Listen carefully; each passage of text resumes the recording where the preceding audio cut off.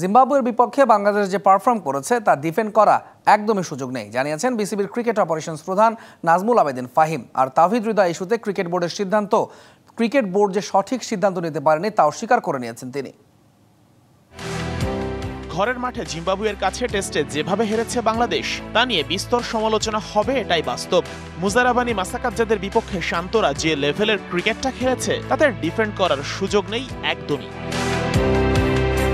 Match হারের পর সংবাদ সম্মেলনে শান্ত সব দায় নিজের কাঁধে টেনে নিয়েছেন, কিন্তু এতে লাভটা কি হয়েছে? দিন শেষে বাস্তবতা এটাই, জিম্বাবুয়ের মতো দলের কাছে বাজেভাবে হেরেছে বাংলাদেশ, তাও নিজেদের হোম গ্রাউন্ডে।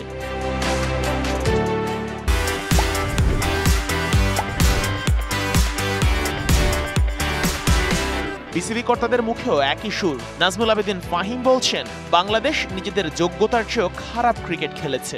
আমাদের দলের সক্ষমতা নিয়ে আমাদের যে ধারণা সেটার সাথে এই রেজাল্টটা একেবারেই মেলে নাই। জিম্বাবুয়ের বিরুদ্ধে আমরা যে খেলাটা খেলেছি, কন্ডিশন হয়তো আমাদের জন্য একেবারে সুখকর ছিল না, কিন্তু আমাদের দলের যে অভিজ্ঞতা, আমাদের দলের যে কোয়ালিটি খেলোয়াড় আছে তাদের কাছ থেকে আরো বেশি রেজিস্ট্যান্স আমি আশা করেছি। ক্রিকেট পাড়ায় আলোচনার তুঙ্গে তাওহিদ হৃদয় ইস্যু, যে ঘটনা ঝুলে আছে সপ্তাহেরও বেশি সময় ধরে।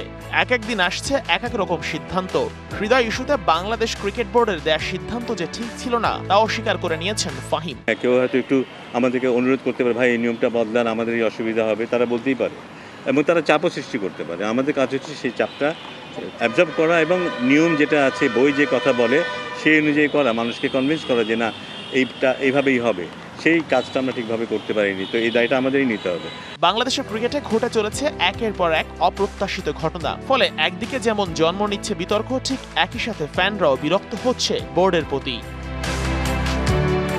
Sheikh Ashiq, DBC news, Dhaka.